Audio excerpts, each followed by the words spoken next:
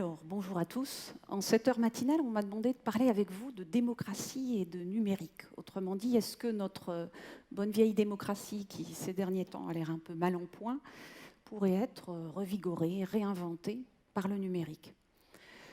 Alors, les symptômes du mal-être de notre démocratie, vous les voyez tous les jours autour de vous, c'est la montée du taux d'abstention aux élections, c'est le vote pour les extrêmes, c'est l'existence d'expressions politiques en dehors des institutions prévues pour ça, les nuits debout, les Occupy, les indignés, etc., les zadistes. D'un autre côté, ce que vous voyez peut-être moins, c'est une effervescence absolument phénoménale de ce qu'on appelle les civic tech. Donc vous connaissez les fintech, les health tech, il y a des civic tech assez nombreuses, c'est-à-dire des jeunes start-up qui se proposent de mobiliser le potentiel du numérique pour réinventer notre manière de nous engager en politique. Est-ce que c'est notre planche de salut, c'est-à-dire la concomitance des deux phénomènes, d'un côté des processus traditionnels qui s'essoufflent, de l'autre côté ces start-up numériques qui nous proposent de nouvelles manières de faire la politique? Est-ce que c'est ça la réponse? Est-ce qu'elles vont redonner du sens à l'engagement? Ce que je voudrais tenir comme position, c'est oui et non. C'est-à-dire oui, je pense qu'il y a un potentiel phénoménal pour que le numérique réinvente notre démocratie, mais non, ce ne sera pas tout à fait dans les voies et moyens que ces civic tech sont en train d'explorer aujourd'hui, qui tournent essentiellement autour de la démocratie directe, la démocratie participative, ou ce qu'on appelle parfois la démocratie liquide. Alors, pour ceux d'entre vous qui ne sont pas familiers de ce phénomène, la démocratie liquide, c'est le contraire de la démocratie solide. La démocratie solide, ce sont les institutions. Et la démocratie liquide, c'est tout ce qui se fait dans le flux, dans le mouvement, dans la blockchain que vous avez peut-être discuté ce matin. Quand on parle de civic tech, on parle de quoi? C'est-à-dire avant de vous entraîner vers ce que j'estime être les solutions peut-être plus porteuses, il faut déjà voir le potentiel important que représentent toutes ces petites startups.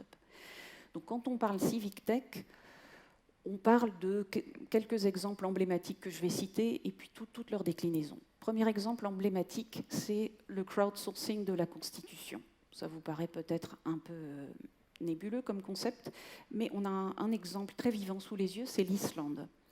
Comme vous savez sans doute, après la crise de 2008, la crise financière de 2008, l'Islande a été très fortement ébranlée sur le plan économique, puisque 3 de ses principales banques ont été littéralement démantelées, des milliers d'épargnants se sont retrouvés ruinés, et naturellement, ça a entraîné un discrédit très important pour la classe politique et pour les institutions. Donc les Islandais ont décidé de réviser leur constitution, et ils ont décidé de le faire de manière crowdsourcée, c'est-à-dire non pas de demander à des élus, mais de demander à la population.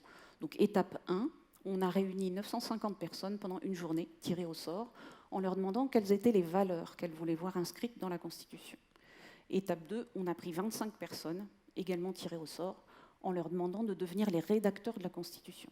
Et ces personnes ont utilisé les réseaux sociaux pour demander à tout le monde s'ils avaient des amendements à proposer. Il y a eu 12 versions consécutives du texte qui ont été discutées, 3600 commentaires faits par les internautes, dont 360 qui ont abouti à des amendements. Et finalement, en octobre 2012, un projet de constitution qui a été soumis au référendum et qui a été adopté par référendum. Mais vous verrez la suite de l'histoire après. Donc, premier exemple vraiment d'utilisation des réseaux sociaux pour construire ensemble, de manière entièrement crowdsourcée, une constitution. Deuxième exemple, vous connaissez peut-être cette plateforme de pétition qui s'appelle change.org. Alors, cette plateforme a déjà plus de 150 millions de personnes de par le monde qui ont signé des pétitions. Et son expression la plus visible en France a été récemment à propos de la loi travail, une pétition qui s'appelait « Loi travail, non merci », qui en 10 jours a reçu plus d'1 million de signatures. Et au jour d'aujourd'hui, elle a plus de 1,3 million de signatures. Donc vous avez plus de 1,3 million de Français qui ont signé cette pétition contre la loi travail.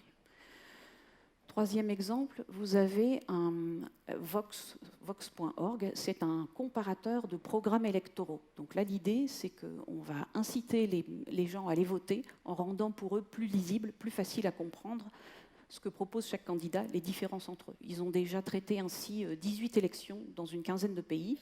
Et la particularité, c'est que le comparateur, là encore, est crowdsourcé. C'est-à-dire que ce n'est pas un think tank ou des experts qui vous expliquent éventuellement avec un biais. C'est chacun qui met un peu à la manière de Wikipédia, qui permet de donner de la lisibilité au programme. J'en mentionne encore 2 parce que vous en entendrez beaucoup parler dans l'année qui vient. Laprimaire.org, c'est une plateforme qui a été créée en vue de l'élection présidentielle de 2017 avec l'idée que les membres des partis politiques, ce qui représente à peu près 350 000 personnes en France, donc un ensemble de gens certes considérable, mais très loin des 65 millions de Français que nous sommes, finalement captent à eux seuls le droit de nous présenter des candidats aux élections présidentielles. Et donc laprimaire.org a dit, nous, on va faire une primaire ouverte, c'est-à-dire on va demander à qui veut d'exprimer sa candidature et ensuite on va demander aux internautes de voter comme dans une primaire et la personne qui aura gagné ces primaires ouvertes, on mettra tout notre savoir-faire à sa disposition pour faire campagne. Et vous avez la même chose qui s'appelle Ma Voix, qui est en train de faire la même chose pour les élections législatives qui auront lieu aussi en 2017. La baseline de Ma Voix, c'est nous allons hacker l'Assemblée nationale. Donc, même chose, avec une petite nuance que je vais expliquer. Il propose à qui veut de se présenter pour être député, des volontaires. Ensuite, les membres de la plateforme tireront au sort les personnes qu'ils veulent vraiment voir comme députés parmi les volontaires et ils feront campagne pour eux avec un engagement pris par les élus, c'est qu'une fois élus, ils voteront en fonction de ce que les adhérents de la plateforme leur diront. C'est-à-dire les projets de loi débattus à l'Assemblée seront transportés sur cette plateforme, vous et moi en discuterons, et les députés élus par cette plateforme s'engagent à voter, comme les internautes le demanderont. Donc là, on s'approche vraiment de la démocratie directe. Je pourrais mentionner des tas d'autres initiatives, je m'arrête à celle-ci. Ce que je veux que vous sentiez, c'est qu'il y a beaucoup d'activisme autour de la mobilisation du numérique en politique. Une fois qu'on a dit ça, est-ce que c'est vraiment transformant? C'est-à-dire ça montre un enthousiasme considérable, une volonté des gens de s'impliquer en politique, contrairement à ce qu'on dit souvent, que les gens ne veulent pas s'impliquer. Non, ils sont très concernés. Pour autant, on en voit tout de suite les limites. Alors, si je reprends les différents exemples, la constitution islandaise, elle a bien été votée par la population, par référendum, sauf que pour entrer vraiment dans la loi, elle devait être ratifiée par le Parlement, et le Parlement a refusé de la ratifier. Donc tout le beau travail de crowdsourcing dont je vous ai parlé, pour l'instant, il est parti aux oubliettes. Si je prends change.org et je reprends mon 1,3 million de Français qui ont signé la pétition, il ne me semble pas exagéré de dire que ce qui a fait bouger le gouvernement, ce n'est pas les 1,3 million de signataires électroniques, c'est plutôt le blocage des raffineries ou des stations essence, ou la menace de voir les frondeurs déposer une motion de censure, enfin faire voter leur motion de censure. Donc en fait, ce sont des mécanismes beaucoup plus traditionnels qui ont réellement fait bouger les choses. Si je prends laprimaire.org, ils ont ouvert il y a environ 2 mois, enfin ça se prépare depuis plus longtemps, mais les adhésions sont ouvertes depuis 2 mois. Ils ont récolté pour l'instant 26 000 adhérents. C'est bien 26 000 adhérents, mais c'est très loin du compte puisqu'ils ont dit que leur mécanique n'entrerait vraiment en action que s'ils arrivaient à réunir 100 000 adhérents. Donc il y a un mouvement, mais pas encore suffisant. Et je pourrais, comme ça, accumuler les signes qu'il y a un engouement, mais finalement, pour l'instant, ça ne passe pas le mur du son. Alors vous me direz, c'est peut-être parce que, comme dans toute courbe d'apprentissage, on est au début et que ça va s'arranger par la suite. On a des raisons d'en douter, pour toutes sortes de motifs. Le premier, c'est que, comme vous savez, sur Internet, vous discutez essentiellement avec les gens qui sont d'accord avec vous. C'est-à-dire les communautés se forment de manière affinitaire. Si quelqu'un exprime une opinion divergente, assez rapidement, on va considérer que c'est un troll et la communauté va l'expulser par des moyens divers et variés que vous connaissez sans doute. Or, la politique, c'est quand même d'apprendre à discuter avec les gens avec qui vous n'êtes pas d'accord. Le deuxième problème, c'est que les mobilisations sur Internet se font plus favorablement sur le coup d'une émotion ou d'une actualité sur une question très précise, ce qu'on appelle single issue politics, c'est-à-dire vraiment sur une question précise. Or, la pathologie principale de notre vie politique, c'est pas l'absence d'idées sur un sujet ou sur un autre, c'est l'absence de vision d'ensemble. Et une collection de positions individuelles sur des sujets ponctuels, ça n'a jamais fait une vision de dans quel pays ou dans quelle société nous voulons vivre en 2020 ou en 2030.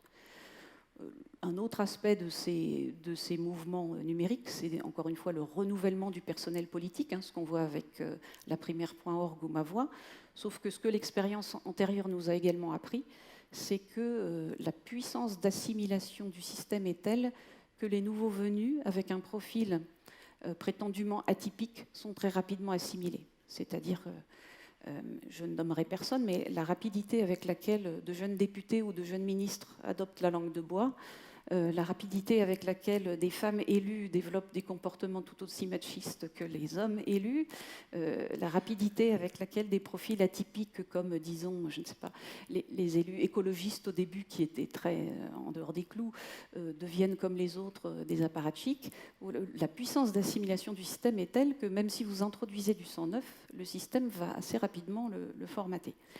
C'est pourquoi toutes les initiatives que j'ai décrites restent intéressantes, mais je ne crois pas que ce sont elles qui vraiment vont être transformantes. En revanche, si elles s'embrayent avec un autre aspect, qui est celui dont je vais vous parler maintenant, là je crois que le cocktail est très transformant. Alors cet aspect un petit peu moins séduisant, si vous voulez, parce que ça va plus se passer en soute, quel est-il ? Eh bien, c'est simple, c'est de se dire que si les gens ne s'intéressent plus au vote, si on a ce sentiment de crise de la démocratie, c'est pas tellement parce que le personnel politique ne se renouvelle pas. Certes, on aimerait tous avoir une Assemblée nationale plus diverse, plus jeune, plus ceci, plus cela, mais ça ne changerait pas réellement les choses. C'est pas non plus parce qu'on manque d'idées et que soudain la multitude ferait apparaître des propositions qu'on n'avait jamais vues. Ça, je n'y crois pas non plus parce qu'après tout, on a des think tanks, des universitaires, des lobbyistes qui proposent toutes sortes de choses. En revanche, ce qui bloque vraiment, c'est le sentiment que plus ça change, plus c'est pareil. C'est-à-dire, pourquoi les gens finalement ne vont plus voter ? C'est parce qu'ils ont l'expérience d'avoir voté pour tellement de partis différents, tellement de gouvernements, et qu'en fin de compte, les problèmes n'ont pas bougé. C'est-à-dire un sentiment général d'inefficacité du système politique qui fait que je me dis, ça n'est plus la peine de me déplacer. Alors, qu'est-ce que le numérique vient faire dans l'affaire ? Eh bien, il vient faire beaucoup de choses, parce que le big data, c'est-à-dire la capacité à collecter des données, à les traiter pour objectiver les situations, change radicalement la manière d'aborder la politique. Pour rendre ça un peu plus parlant, je vais vous donner 3 exemples. Exemple numéro 1, récemment en Grande-Bretagne, un institut d'études qui s'appelle Institute for Fiscal Studies a publié les résultats d'un travail qu'ils avaient fait sur l'enseignement supérieur. Un travail très important. Ils ont suivi une cohorte de 260 000 étudiants sur une durée de plus de 15 ans. Et qu'est-ce qu'elle disait, cette étude ?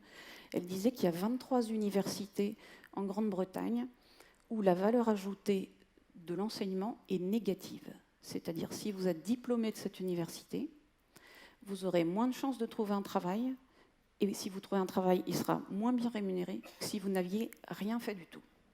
D'accord ? Donc, c'est 23 universités pour les hommes. Je précise pour les femmes dans l'Assemblée que pour les femmes, c'est seulement 9 universités qui ont une valeur ajoutée négative.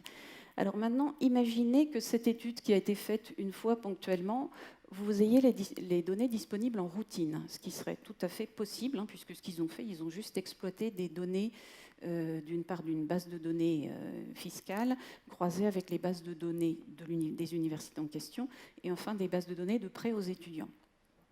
On pourrait très bien voir ces données en routine. Et là, vous verriez qu'au lieu du débat actuel sur la sélectivité de l'entrée à l'université, et puis quand il y a trop de monde, on envisage un tirage au sort, et puis on bidouille les critères d'admission sur admission post-bac pour que, lorsque les filières sont saturées, vous devez vous inscrire non pas dans une université, mais dans une académie entière. Enfin bon, je vous passe les détails.